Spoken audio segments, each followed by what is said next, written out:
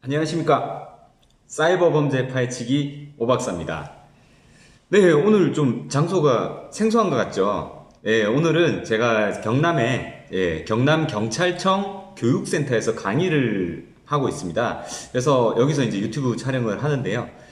오늘 이야기는요, 예전에 그 2017년도, 조금 몇 년 된 사건이지만 지금도 현재 이루어지고 있는 보이스피싱 범죄에 대해서 말씀을 드리려고 합니다.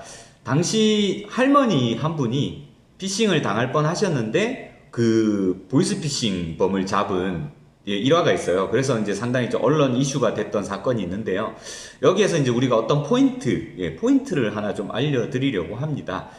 이제 할머니에게 전화가 왔어요. 금감원이라고 해가지고 할머니의 이제 개인정보가 도용이 됐다. 개인정보 유출이 됐다고 하면서 빨리 이제 그 통장에 돈이 얼마나 있느냐. 그래서 이제 할머니가 이제 적금이 든 게 있으셨거든요. 그러면 그 적금에 있는 돈을 빨리 빼야 된다. 돈을 보호하기 위해서 그 돈을 빼야 된다라고 말을 하죠. 그래서 할머니 보고 이제 얼른 빨리 택시를 타고 은행을 가라고 해요. 할머니는 택시를 타고 가라는 게 조금 이상했던 거죠. 그리고 이제 통화를 하는 와중에 이분은 뉴스를 통해서 그런 어떤 피싱에 대해서 조금 알고 계셨던 거예요. 그래서 이제 버스를 타고 이제 지나가다가 이제 그 파출소가 보인 거죠. 그래서 이제 파출소에 몰래 들어갑니다. 할머니가 전화를 계속 통화를 하시면서 파출소에 들어가요. 경찰관들이 이제 어떻게 왔냐고 물어볼 거 아닙니까? 그게 이제 할머니 어떻게 하시냐면 바로 조용하라고 얘기를 하는 거예요. 쉿 하면서 전화기를 잠깐 떼고 피싱이라고 얘기를 하고 다시 통화를 하는 거예요. 그럼 이제 경찰관들은 순간 이제 직감을 했죠.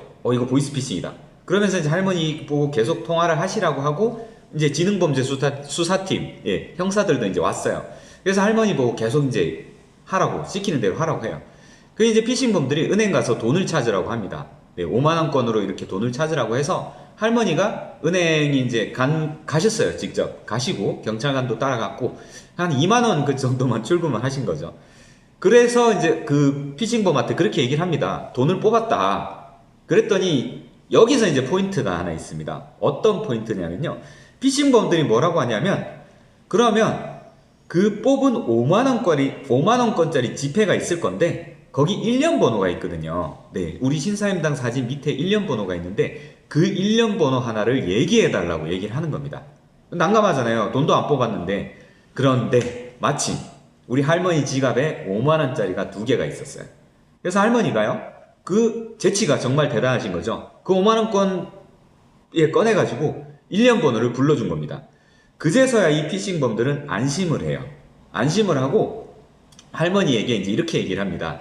개인정보가 유출됐으니까 주민등록증도 바꿔야 된다. 우리가 가까운 그렇죠. 동사무소 행정복지센터로 가서 주민등록증을 갱신하라고 얘기합니다. 그러면서 뭐라고 얘기하냐면 그 돈을 우리가 안전하게 보관해 줄 테니까 냉장고에다가 집어넣고 집 열쇠는 1층 현관에다가 넣어 놓으라고 얘기를 하는 거죠. 그런데 이거 냉장고에 보관하라는 거 뉴스를 통해서 많이 보셨을 건데 최근에도 그런 행동들을 많이 합니다. 최근에도요, 돈을 보호해 주겠다라고 하면서 안전한 장소에다가 보관을 하라고 하거든요. 그래서 최근에도 이런 방식들이 지금 이루어지고 있습니다.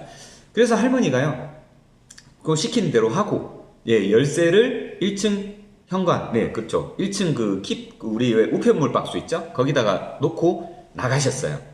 그러면, 자, 이제 경찰관들은 당연히 이제 잠복을 하고 있었죠. 할머니 집에서 잠복을 하고 있었습니다. 자, 갑자기 한 남자가 1층 우편 박스로 오는 거예요. 그리고 나서 이제 열쇠를 꺼내서 할머니 집으로 올라갑니다. 할머니 집으로 올라가서 문을 열고 들어가서 냉장고를 열고 돈을 꺼내려고 하는 순간 경찰관들이 그 사람을 체포를 한 거죠. 그래서 이제 그렇게 이제 할머니의 재치로 인해서 보이스피싱범을 잡게 된 사례인데요. 아까 말씀드린 포인트 있잖아요. 5만원권 지폐 1년 번호를 불러달라고 한다. 또 돈을 안전하게 보관해야 된다는 말을 한다라는 거죠. 그리고 개인정보가 유출됐다라고 얘기를 합니다. 그런 식의 방식을 이용하는 피싱 범죄도 있다라는 점, 그리고 아직도 그런 범죄가 그대로 지금 이어지고 있다라는 점을 여러분들은 명심해 주셨으면 좋겠습니다. 오늘은 보이스피싱범을 잡은 할머니에 대한 이야기를 말씀을 드렸습니다. 감사합니다. 이상 오박사였습니다.